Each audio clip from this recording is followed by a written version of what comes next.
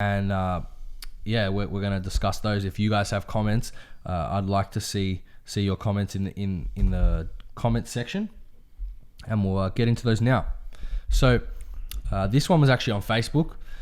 Since seeing the Oliveira fight and many other fights where fighters lose a lot of blood, I think it's time to maybe consider excessive blood loss a way of ending the fight, and the referee should be trained to know when to stop it. I think fighters never quit spirit. Takes a lot of years out of their career, and I think if this idea and other ideas prevent major injuries, they need to be considered. Thoughts?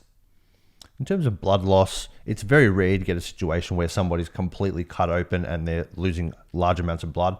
When you're talking about the everyday, every fight cut, there's no reason to stop a fight for a cut unless the blood just won't stop and the Vaseline is not working at all. And the damage is real, real damage is happening. That's right. But a lot of fighters, you're talking about scar tissue that builds up on top of their eyebrows, under their eyes.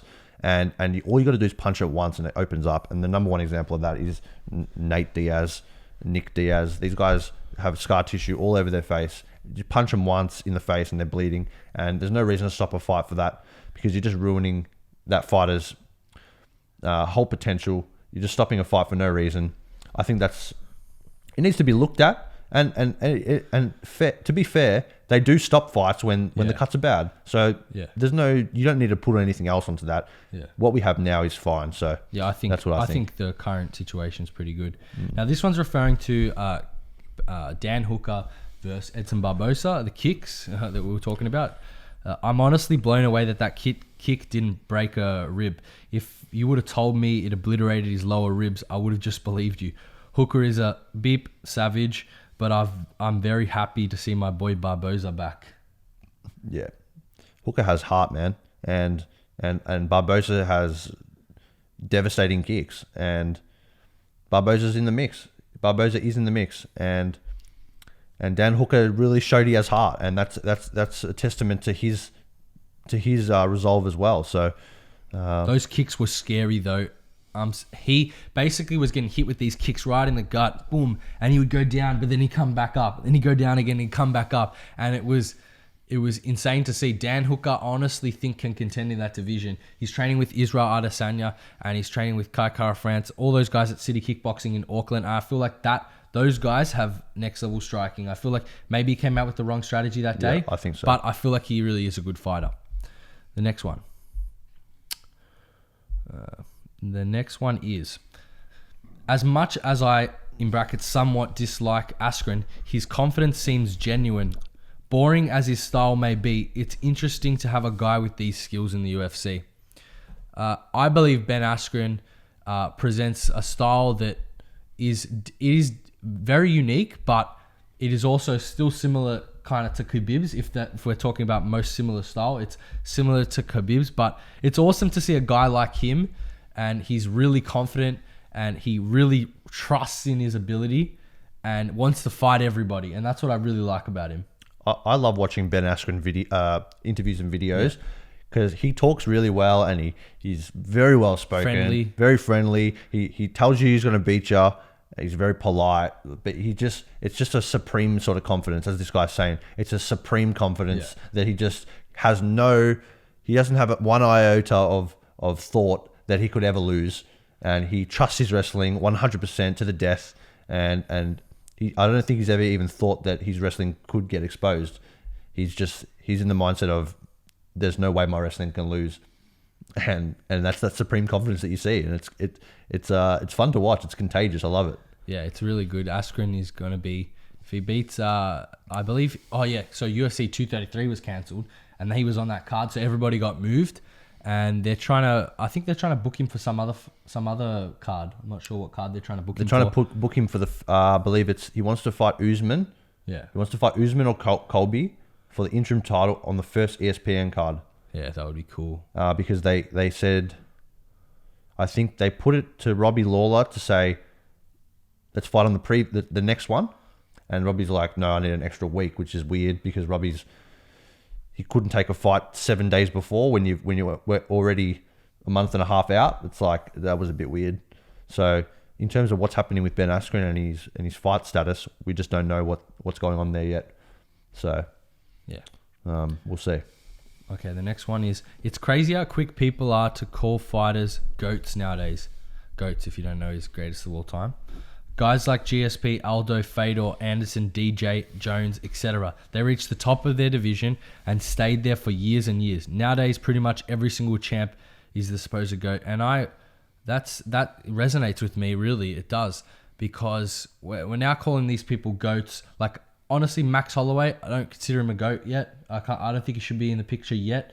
I feel like there's people that are just being called GOATs for no reason, and that's true. I feel like Jones killed everybody, Anderson killed everybody, Fedor, Aldo. These guys destroyed a whole division. Yeah. And to some degree, Conor McGregor destroyed a whole division. Just because he defended it once doesn't really mean anything. He destroyed a whole division. He did. Yeah. Just because he only defended it once, you have to put Conor up there. And Max destroyed the division too. But I feel like if you're in your prime and you lose, you have to avenge your losses to be a GOAT, because you've lost to Conor, you've lost to Poirier. You need to avenge those losses. Otherwise, how can you be the GOAT when some guy has a win over you and you haven't got it back? Impossible. That's why I don't consider DC the GOAT, because you have 2 losses against Jones. Well, these are multiple GOATs. That's right. How can you be a GOAT when you have 2 or 3 losses against multiple different people? They must all be better than you. How can you be the GOAT? That's how I see it. Now, you got some crazy ones like Demetrius Johnson. I've never thought that guy was the GOAT. The level of competition in that division wasn't there. He was very, very, very skilled, pound for pound, one of the best, but greatest of all time. The competition wasn't there. When you look at real GOATs like Fedor or John Jones, I love to talk about John, the level of competition, how many former champions he beat, how he beat them, he overcame adversity every single fight, putting on a better performance every fight than the next. So that's the kind of resume you want to look for. Guys who have crazy records. I feel like I don't see that from Demetrius. I don't see that. Max is getting. It's hard to say. People say Max is a GOAT now. It's as the comment said. Yeah, I think it's a bit silly. Yeah, but I don't think we can say there's multiple. I don't know how. Well, is it one GOAT? It's greatest of all time? So it should be one GOAT, right?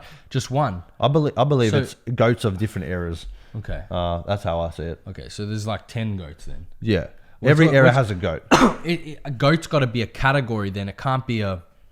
You'd be the best of an era. It can't... Yeah, I don't think it can be it has to be a category of fighters that are just better than everybody else. Unless your performance, like if you look at basketball, you look at Michael Jordan, he's a GOAT, but his accomplishments transcend all generations because of what he did. Yeah. His accomplishments are just too much that you have to consider him in all generations. So that's the kind of situation we're looking at when we look at John Jones possibly in the future. Yeah. The last comment, Nate might be the most overrated fighter on this board.